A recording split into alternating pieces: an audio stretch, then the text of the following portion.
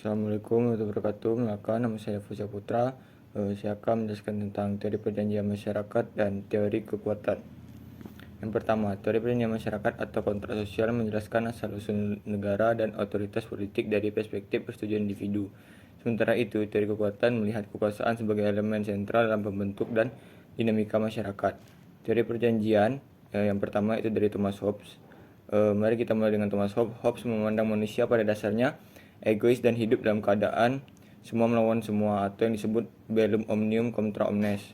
Menurut Hobbes, tujuan perjanjian adalah untuk menghindari kekacauan dan individu, menyerahkan kebebasan pada penguasa absolut demi keamanan. Kontrak sosial ini bersifat mutlak dan tidak bisa dilanggar. Pemerintahan yang ideal bagi Hobbes adalah monarki absolut karena ini adalah satu-satunya cara untuk menjaga ketertiban dan mencegah kekacauan. Teori yang kedua yaitu adalah John Locke. John Locke memiliki pandangan yang lebih optimis. John Locke percaya bahwa manusia memiliki hak alami, yaitu hak atas hidup, kebebasan, dan kepemilikan. Tujuan perjanjian menurut Locke adalah untuk melindungi hak-hak individu ini. Jika pemerintah melanggar hak rakyat, maka rakyat berhak mengganti pemerintah. Inilah dasar dari ide pemerintahan konstitusional dan demokrasi representatif yang memungkinkan rakyat untuk menentang tirani. Yang ketiga ada teori perjanjian dari Jean-Jacques Rousseau. Kemudian ada Jean-Jacques Rousseau. Rousseau memandang manusia pada dasarnya baik, namun masyarakat membuat rusak. Tujuan perjanjian menurut Rousseau adalah untuk membentuk kehendak umum atau general will untuk kebaikan bersama. Kontrak sosial bersifat rakyat tetap berdaulat dan pemerintah hanya melaksanakan kehendak rakyat. Inilah konsep demokrasi langsung, di mana partisipasi warga negara sangat ditekankan. Perbedaan kontrak sosial ketiga tokoh yaitu perbedaan utama antara ketiga pemikir ini dalam bentuk tabel.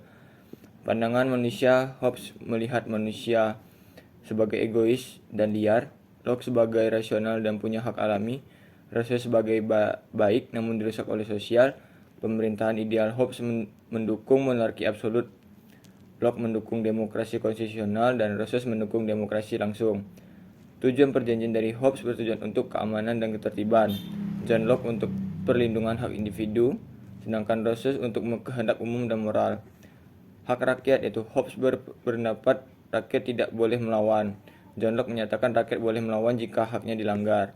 Rousseau menyatakan rakyat berdaulat mutlak. Perbedaan ini menunjukkan spektrum pemikiran tentang hubungan antara individu, masyarakat, dan negara. Teori kekuatan selanjutnya yaitu adalah teori kekuatan. Teori kekuatan pertama dari Felix E. Oppenheim. Sekarang mari kita beralih ke teori kekuatan. Felix E. Oppenheim berfokus pada analisis normatif dan konseptual tentang kekuasaan politik. Oppenheim menekankan kekuasaan atau power sebagai kemampuan mempengaruhi atau mengontrol tindakan orang lain melalui paksaan atau coercion. Ia membedakan antara kekuasaan atau power dengan kewenangan atau authority, yang merupakan kekuasaan yang sah dan diakui. Ini penting untuk memahami bagaimana kekuasaan bisa sah atau tidak sah dalam masyarakat. Teori kekuatan yang kedua ada dari teori Karl Marx. Selanjutnya, Karl Marx berfokus pada kekuatan ekonomi. Menurut Marx, kelas yang menguasai alat produksi juga menguasai kekuasaan politik.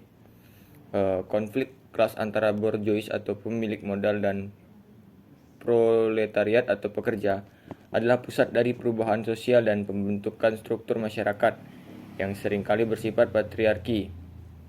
Bagi Marx, kekuasaan bukan hanya tentang politik, tetapi juga tentang kontrol atas sumber daya ekonomi.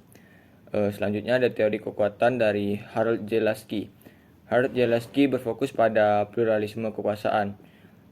Harold J. Lasky berpendapat bahwa kekuasaan tidak hanya berasal dari negara, tetapi juga dari berbagai kelompok sosial seperti keluarga, agama, dan organisasi ekonomi. Ini membuka peluang variasi struktur kekuasaan, termasuk patriarki dan matriarki. Pandangan Lasky memperkaya pemahaman kita tentang bagaimana kekuasaan tersebar dan berinteraksi dalam masyarakat yang kompleks. Selanjutnya yaitu ada teori kekuatan dari Leon de Guit. Yang terakhir yaitu teori yang keempat. Leon de Guit berfokus pada fungsi sosial kekuasaan. De Guit berpendapat bahwa kekuasaan hanya sah jika digunakan untuk kepentingan masyarakat secara kolektif. Hukum, menurut De Guit, bukan berasal dari kehendak penguasa tetapi dari kebutuhan sosial. Ini menekankan bahwa legitimasi kekuasaan terletak pada kemampuan untuk melayani masyarakat, bukan pada otoritas individu. perbedaan antara patriarki dan matriarki. Patriarki dan matriarki sebagai manifestasi dari teori kekuatan. Patriarki adalah sistem sosial yang memberikan dominasi kepada laki-laki, umumnya terbentuk melalui struktur ekonomi, seperti yang dijelaskan oleh Marx, dan kekuatan militer. Matriarki adalah masyarakat yang menempatkan perempuan sebagai pusat kekuasaan sosial. Biasanya terjadi di komunitas berbasis kekerabatan ibu atau struktur sosial kolektif. Kedua konsep ini menunjukkan bagaimana kekuasaan dapat terstruktur berdasarkan gender dalam masyarakat. Analisis melalui lensa teori-teori ini, kita dapat menganalisis berbagai struktur kekuasaan berdasarkan teori Marx. Dominasi kelas laki-laki memiliki produksi melahirkan patriarki. Berdasarkan teori Lasky, kekuasaan berasal dari berbagai sumber sehingga memungkinkan munculnya struktur kekuasaan alternatif seperti matriarki yang tergantung pada kelompok sosial yang dominan. Berdasarkan teori De Guit, jika kekuasaan digunakan untuk kepentingan bersama, maka sistem bisa patriarki atau matriarki, tergantung kebutuhan sosial. Dan teori Oppenheim membantu kita memahami perbedaan antara kekuasaan yang sah dan tidak sah dalam konteks struktur sosial patriarki atau matriarki. Ini menunjukkan bahwa kekuasaan adalah konsep yang kompleks yang dipengaruhi oleh berbagai faktor sosial, ekonomi, dan budaya. Sekian saja penjelasan saya tentang perjanjian masyarakat, teori kekuatan, dan patriarki atau matriarki. Sekian, Assalamualaikum warahmatullahi wabarakatuh.